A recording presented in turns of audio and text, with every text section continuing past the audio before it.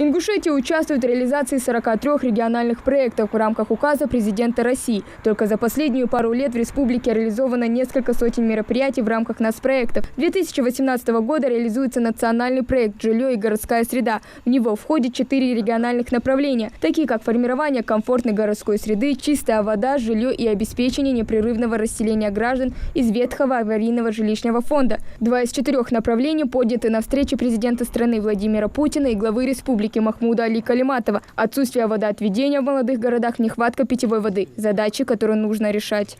Смотрю, в экономике в целом у вас стабильная ситуация.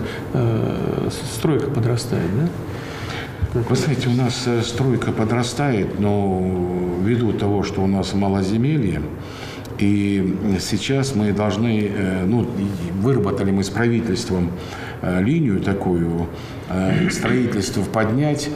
Но вот это, то есть, если мы не будем строить многоэтажные дома, то индивидуально жилые выделять земли, то у нас не получится. Но когда мы сейчас запланировали и хотим это сделать, мы пришли с проблемой воды, это как на Кавказе, и водоотведения. И сейчас вот анализ сделали, мы довели, у нас не республики был, Совет Федерации, там они вошли, вот эти вопросы, которые на комитетах их 2 дня обсуждали. Минстрой, конечно, спрашивает там, рост строительства, но реально, если у нас не будет, понятно, водоотведения, а там только в Магасе и в Назране, немножко в Малгобеке. И то это очень устаревшие вещи. А другие, Сунжа образованы, Карабулак, там они вообще их не имеют. То есть эти вещи, если не сделать, то, понимаете, да? Решение озвученных задач на встрече требует многомиллионных вложений. Только чтобы построить очистные сооружения для населенных пунктов Сунжского района и Карабулака, необходимо свыше 2,5 миллиардов рублей. На сегодня разыгран контракт на 175 миллионов рублей из одобренных 800. Строительство планируют начать в ближайшее время. Стоимость самого объекта 2,6 миллиардов рублей. Минстроем России на сегодняшний день для нас одобрены 3-летние лимиты в общей сложности около 800 миллионов рублей. Из этих 800, 175 мы уже разыграли. До конца апреля мы планируем заключить контракт на оставшуюся сумму. То есть поэтапное выполнение работы. Остальные деньги еще мы ждем подтверждения с федерального центра. Первым этапом предусматривается строительство очистных сооружений мощностью до 16 тысяч кубов в сутки.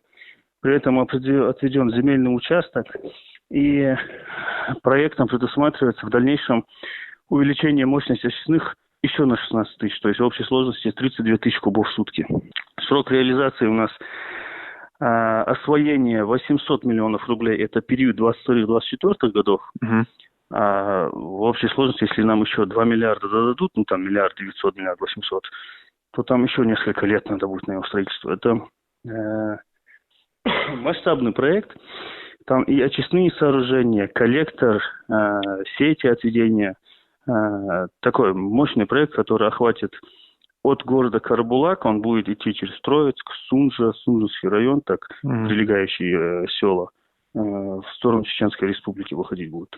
Еще одно направление, которое Ингушетия сама не потянет, это обеспечение жителей республики чистой питьевой водой. Для этого уже 4-й год работает программа «Чистая вода», в рамках которой с 2018 года бурят скважины, устанавливают насосные станции и накопительные резервуары, прокладывают линии водопровода. Малгобек, Троицкая, Сунжа, Вознесеновская, Аки-Юрт. География работы проекта обширна. В этом году начата и реконструкция Альтийского водозабора. Там предполагается пробурить новые скважины, установить насосную станцию и накопители, заменить разводящий водопровод на водозаборе, а также проложить новую линию, соединяющую объект с накопителями в Альтиеве и Барсуках. Заключили контракт в начале года текущего, работы уже ведутся. Конечно, объект большой, по экспертизе свыше 700 миллионов рублей требуется на его завершение.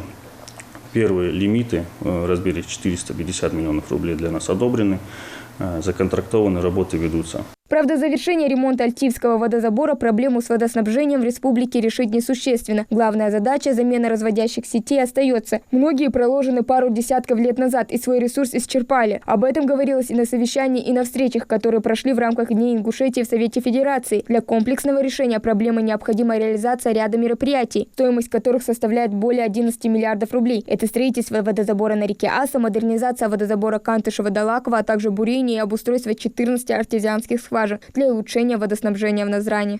Мы представляли там несколько проектов, допустим, это строительство водовода от водозабора Назрань до города Карабулак стоимостью 1 миллиард 400 миллионов рублей. Это бурение дополнительных 14 скважин на Назрановском водозаборе объемом 157 миллионов рублей. Это обязательная, необходимая для республики замена водопровода Сунжа-Малгобек, по которым основная вода поступает жителям Малгобека, Малгобекского района. Около 6 миллиардов рублей стоимость таких видов работ. Эти все средства и без поддержки с федерального центра республика выделить не сможет. При этом главой республики в этом году уже сделан серьезный акцент в сферу ЖКХ. Вы знаете, что из Министерства строительства полномочия в сфере жилищно-коммунального хозяйства выделены. С 1 апреля у нас уже функционирует Министерство энергетики и жилищно-коммунального хозяйства, то есть в сфере ЖКХ и энергетики теперь будет уделяться больше внимания. У нас сейчас создается единый оператор в сфере водоснабжения и водоотведения. Уже пакет документов направлен в налоговую инспекцию для регистрации. Будет формироваться штатная численность для выхода на новый уровень работы. Нас в этом полностью поддерживает Минэк России. Необходимо отметить, что даже средства на проектирование, допустим, Асинского водозабора для нас одобрили еще к концу прошлого года. Минэк России одобрил для нас 81,1 миллион рублей. Мы заключили соответствующий государственный контракт на разработку проекта сметной документации и получение государственной экспертизы такого объекта. Работа уже ведется. ГУП «Геопроект Республики Ингушетия» по результатам конкурсных процедур выиграл и заключил с нами такой контракт. Ожидаем к концу года получения государственной экспертизы на такой проект. В дальнейшем мы планируем уже обращаться в Минстрой России и в Минэк России за получением средств федеральной поддержки для строительства такого остро необходимого для нас объекта. Еще одна тема, которую затронул президент страны – ликвидация аварийного жилья. За последние несколько лет власти республики переселили из непригодных для проживания квартир несколько десятков семей. Новые квартиры взамен аварийных получили жители Малгобека, Карабулака, Сунжи и Назрани. Установленные показатели власти республики перевыполнили на 19%. Сверхплан намечается и в 2022 году.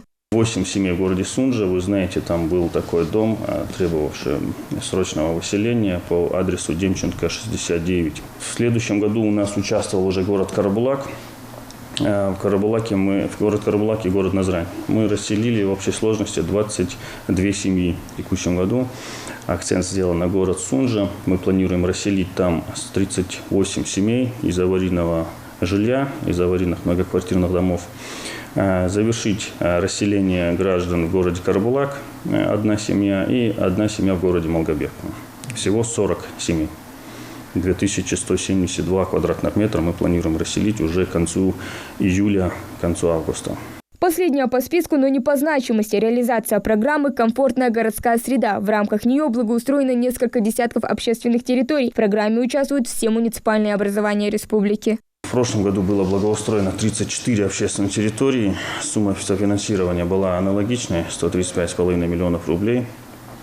Акцент у нас делается всегда на города, потому что индекс качества городской среды – это не непосредственно федеральное условие. Он формируется только в городской местности. Районы также участвуют в этой программе, но субсидирование получают в меньшем объеме. В 2022 году в рамках программы будет благоустроено 22 общественные территории, которые были выбраны жителями республики в ходе голосования. На это выделено 136 миллионов рублей. Контракты муниципалами уже заключены и в ближайшее время должны приступить к началу работ. Ну а завершить благоустройство на всех территориях планируют до конца октября. Хава Гагиева, Муслим Ганиев, Асхаб Белакиев. Новости 24.